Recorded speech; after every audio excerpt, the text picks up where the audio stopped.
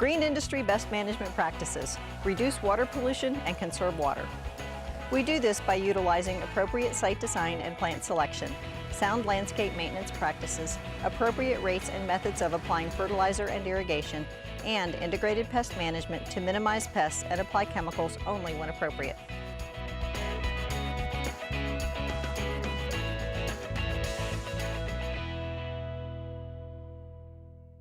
Hi, I'm Susan. In this video, you'll learn about non-point source water pollution, stormwater runoff, and how to prevent or mitigate the environmental effects of both.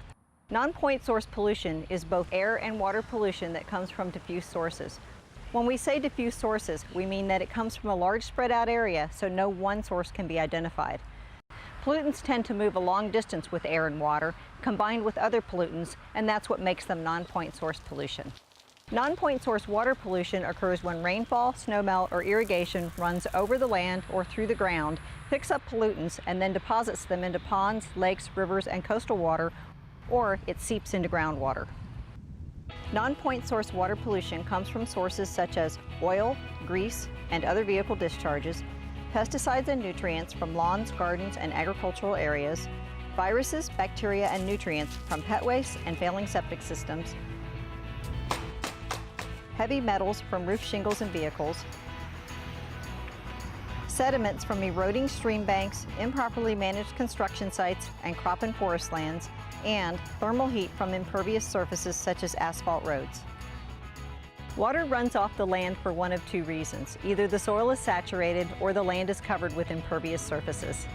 In urban areas, a greater percentage of the land is covered by impervious surfaces or structures, such as streets, parking lots, or rooftops. All of these structures prevent rain from soaking into the ground. Natural areas such as wetlands and forests hold rainwater locally, allow slow percolation into the ground, and act as a natural filter for pollutants. Did you know that a typical city block contributes more than 5 times as much runoff than a wooded area of the same size?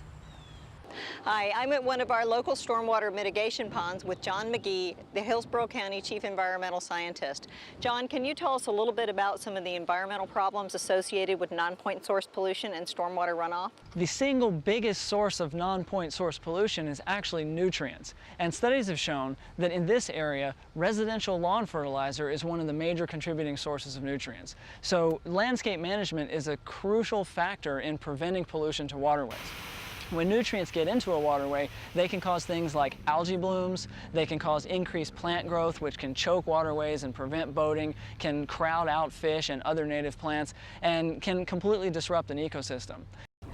This can cause damage to the economic factors such as the fisheries and recreational fishing, and so it's very important that we keep it out. As stormwater accumulates, it produces volume and velocity capable of eroding riverbanks and damaging vegetation that hold riverbanks in place. All this sediment from pollution and erosion are deposited into water bodies and can have negative effects that include: the water becomes turbid or cloudy, reducing the amount of sunlight needed by submerged aquatic vegetation, which destroys aquatic habitats. The higher water temperature from pavement raises the overall temperature of water bodies.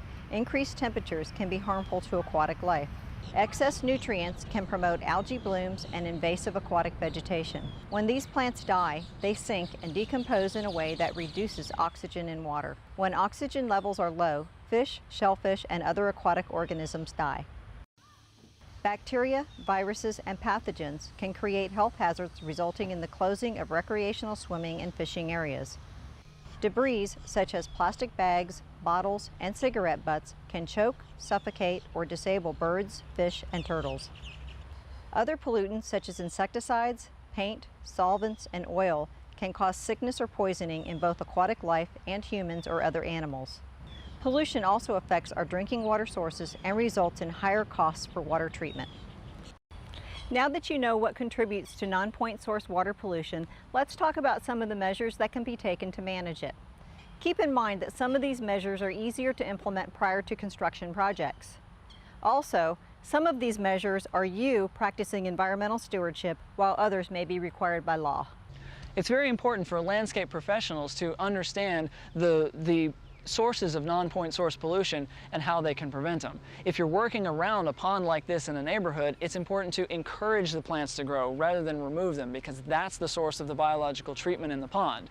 And it's also a source of expertise that they can provide to their clients.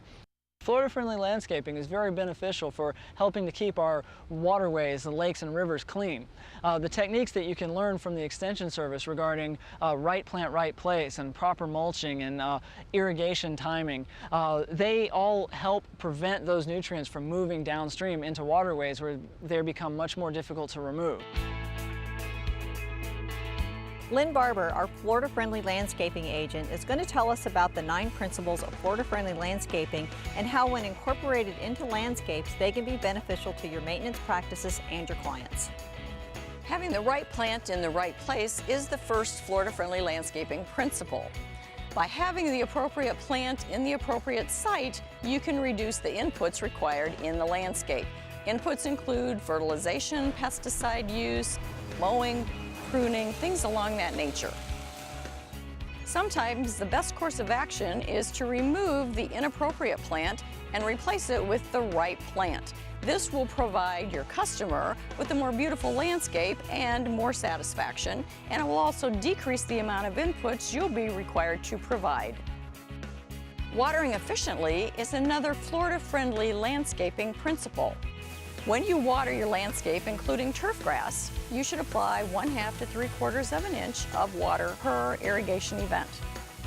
If it rains, you don't need to water. A value-added service you can provide to your customers after undergoing training is to perform annual irrigation system audits. This way, you can perform irrigation maintenance and make recommendations on system changes. Maybe a traditional irrigation system is appropriate, or another option is retrofitting the current system for micro-irrigation.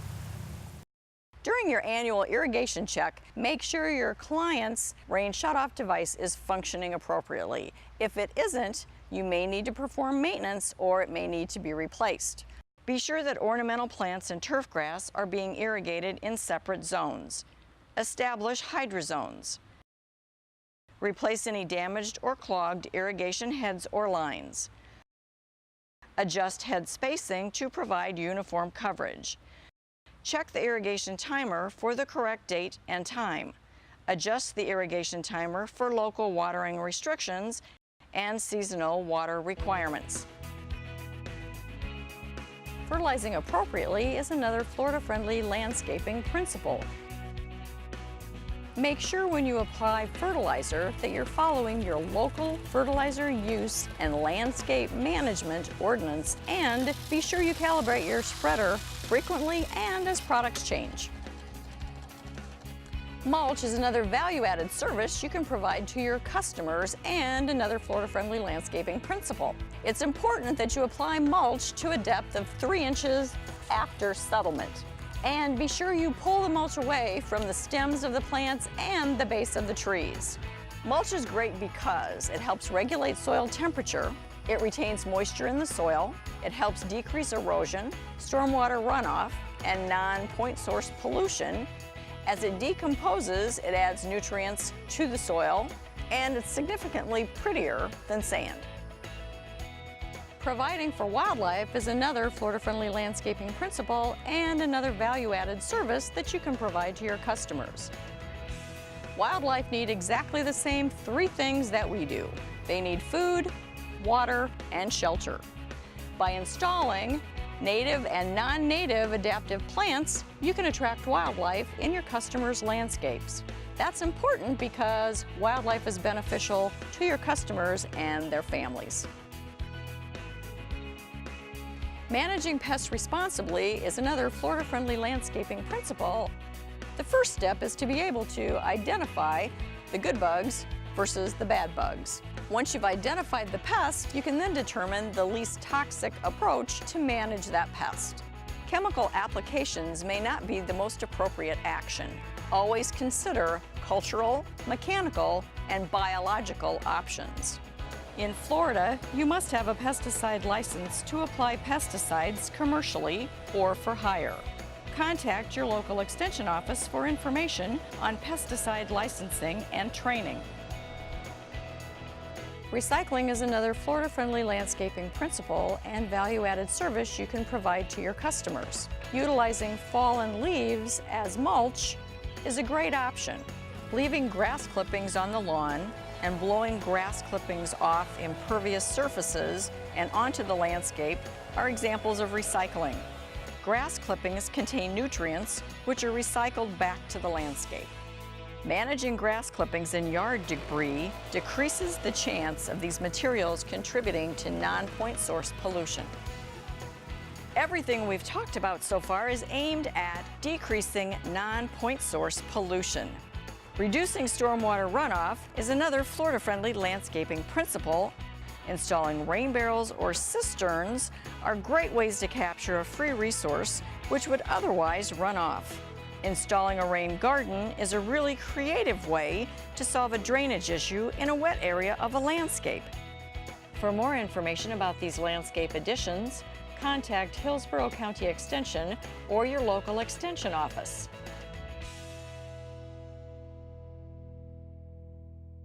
John will tell us about the last Florida-friendly landscaping principle, which is protecting the waterfront. When working around waterways, it's important to preserve the vegetation that's growing along the water's edge. This is the source of the biological treatment that cleans up the water. So the more buffer that you can give next to a waterway, the better. That can be a landscape buffer, it can be using native aquatic plants, it can be using the natural vegetation that's growing along a slope. The important thing is to keep materials out of the water. Stormwater retention ponds are frequently integrated into neighborhood settings to capture stormwater runoff. And as you can see, if you allow the aquatic vegetation to grow and have that buffer at the side, they really become a great place to sit, relax, and enjoy the wildlife they attract. Here are some other ways to protect our water resources. Use alternative construction materials such as pervious concrete, pavers, turf block, or gravel to reduce the amount of runoff to water bodies. Maintain septic systems by inspecting and pumping every 3 to 5 years to extend its life and reduce failures that pollute water bodies. Clean up pet waste, which contains bacteria, parasites, and nutrients, and can wash into water bodies and harm aquatic life. Manage individual pollutants by checking vehicles and equipment for leaks and dispose of chemicals properly. Implement the green industry's best management practices. And adhere to local and state fertilizer use and landscape management rules.